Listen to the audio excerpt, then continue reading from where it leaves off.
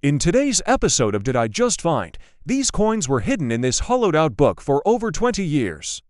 Let us see if we can figure out who they might have belonged to and why they were hidden here. Hello, and welcome back to another episode of Did I Just Find.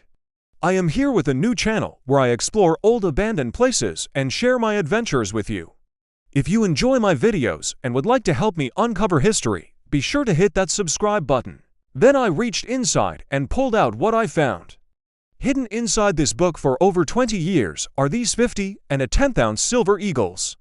I couldn't believe my eyes. How cool is that?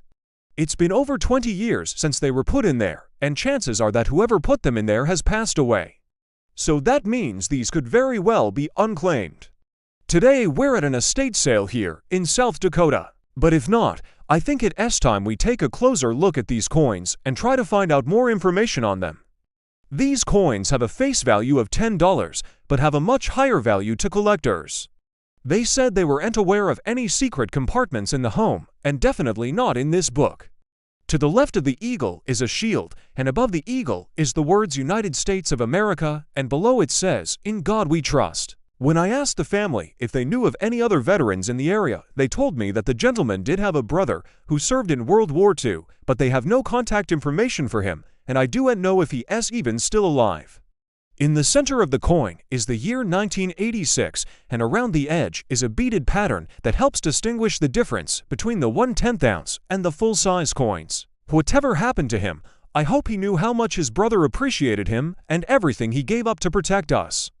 This was a big deal because electricity was pretty new back then, and most homes didn't have it.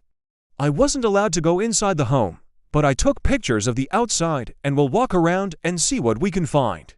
I wonder how long these buildings have been here, and do you think they're still used today? Look at how beautiful this staircase is. I bet this saw a lot of action back in the day. I love seeing old barns like this because they remind me of the simpler times. At the time it was built, it cost $5,000 and boasted 9 rooms, 6 of which were bedrooms. You can tell this house was well loved and cared for over the years. Because let's face it, without our veterans, we wouldn't be where we are today. Here we have an old shed, and I can imagine all the tools and equipment stored in here when it was being used for farming.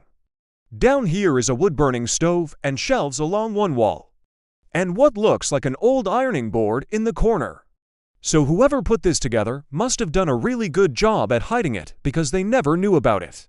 Some of these rooms are really spacious, and I can imagine families playing games in here on Christmas morning. So if you were to take these coins to a coin shop and say you wanted to sell them right now, they wouldn't give you $347 because there's more to it than just the silver. If you know anything about this house, or maybe you're related to the family who owned it, please reach out to me and let me know. I'd love to catch you in the next episode. They would probably only give you around $150 for them because they also have to factor in their own profit margin, and sometimes it is hard to come by certain coins. But even still, they are pretty valuable. The melt value of these coins alone is around $347 for all 5 of them. According to the family, the gentleman who lived here passed away in his mid-90s, and he was a veteran. So my guess is these might have belonged to him. The family just recently had this home cleaned out, and there's so many things left behind. There's something really heavy in here. I flipped through the pages, and there was nothing inside. It was completely hollowed out, so I went ahead and brought it home. And when I was looking around, I came across this little 6-drawer dresser. Now it wasn't anything special or unique, but there was something inside one of the drawers that really piqued my curiosity. Tucked away in the corner was this large book. I pulled it out and brushed off the cover and realized this is no ordinary book. And once I got it home, I carefully cut into the front cover and removed some staples and then used a putty knife to pry up on the cardboard. According to the family, this house had been in the family for multiple generations, and they had recently had it cleaned out after the previous owner had passed away. I tried searching online to see if maybe someone had shared something like this recently, but haven't had any luck. So I'm hoping that by sharing this video, maybe someone will recognize these and reach out to me so we can get them back to their rightful owner. Now, I know people probably don't want to hear this, but most likely the people who own these coins probably don't care anymore. If you know the family, or maybe you're the family and watching this video, please let me know. So according to the United States Mint, they started releasing these coins in 1986. They released them to commemorate the 100th anniversary of the US Mint. But before we get too excited, we need to remember that these are just 1/10-ounce coins, which means they are worth a lot less than the full-size silver eagles. Now, if you're not familiar with melt value, that's basically how much the silver in the coin is actually worth. But even though these coins aren't super rare, they still hold quite a bit of value for collectors. On the back of the coin is the bald eagle holding an olive branch and a bundle of arrows. My guess is this gentleman probably collected these coins and put them in this hidden compartment as a way to protect them from anyone who might want to steal them. Sadly, this veteran never got to reunite with his lost treasure.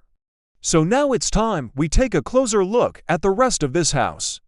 Built in 1910, this two-story beauty is located in a small town about an hour north of Sioux Falls, South Dakota.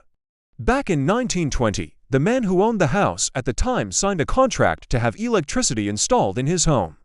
As we walk down the sidewalk, we'll pass by the chicken coop and the pump house. Now we'll walk down this path to see what's waiting for us. And here we have the carriage house. Here we'll enter the front yard and look inside. As we head upstairs, we'll notice this rocking chair sitting on the landing. Looks like it's been here for a while.